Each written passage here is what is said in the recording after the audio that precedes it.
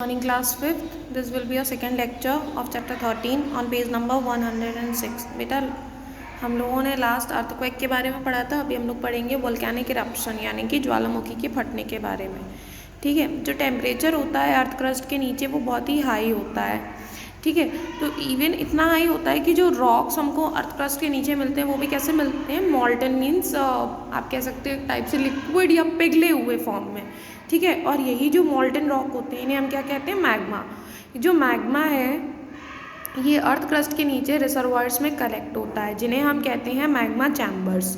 ठीक है, कई बार क्या होता है कि जब जो प्रेशर होता है मैग्मा चैम्बर्स में वो बहुत ज़्यादा हो जाता है, तो जो मैग्मा है वो चैनल्स के थ्रू, जिन्हें हम वेंट कहते हैं, उनके थ्रू बाहर की तरफ पुश होता है और बाहर निकल आता है एक बहुत ही ज़्यादा फोर्स लगाकर और सरफेस के ऊपर आ जाता है। जो हल्के हल्के से पॉइंट्स होते, जो वीक पॉइंट्स होते हैं और जो क्रैक्स वगैरह होते हैं उनसे वो सरफेस के ऊपर भी आ जाता है। तो इस टाइप की जो ओपनिंग हो जाती है अर्थ सरफेस के ऊपर उसे हम लोग कहते हैं वोल्केनो। ठीक है, और ये जो लावा का जो ऊपर आना होता है उसी वोल्केनो के थ्रू, उसी को हम लोग कहते हैं वोल्केनिक इरप्शन यानी कि ज्वालामुखी का फटना। ठीक है, वोल्केनो मीन्स ज्वालामुखी। तो ये जो लावा होता है ये बहुत ही तेज़ माउंटेन से फ्लो होता है और मतलब जहाँ जिस पाथ से भी ये निकलता है ये एकदम ऐसे जलता हुआ सा निकलता है, बहुत ही गर्म होता है। ये जो लावा होता है ये फॉरेस्ट को भी डिस्ट्रॉय कर सकता है, सिटीज़ को, जो भी मतलब इसके रास्ते में जो चीज़ें भी आती हैं उसको डिस्ट्रॉय कर सकता है, इतना ज़्यादा ये गर्म होता है।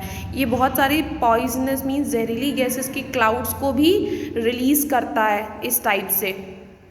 ठीक है, कई बार क्या होता है कि जो लावा है वो जहाँ पर भी मतलब वोल्केनिक इरप्शन हुआ है उस रीजन में लैंड में बहुत ज़्यादा फैल जाता है और पूरे एरिया को कवर कर लेता है। तो जैसे जैसे लावा जो होता है वो कूल होता है वो पूरा सॉलिडिफाई होकर क्या फॉर्म करता है, रॉक।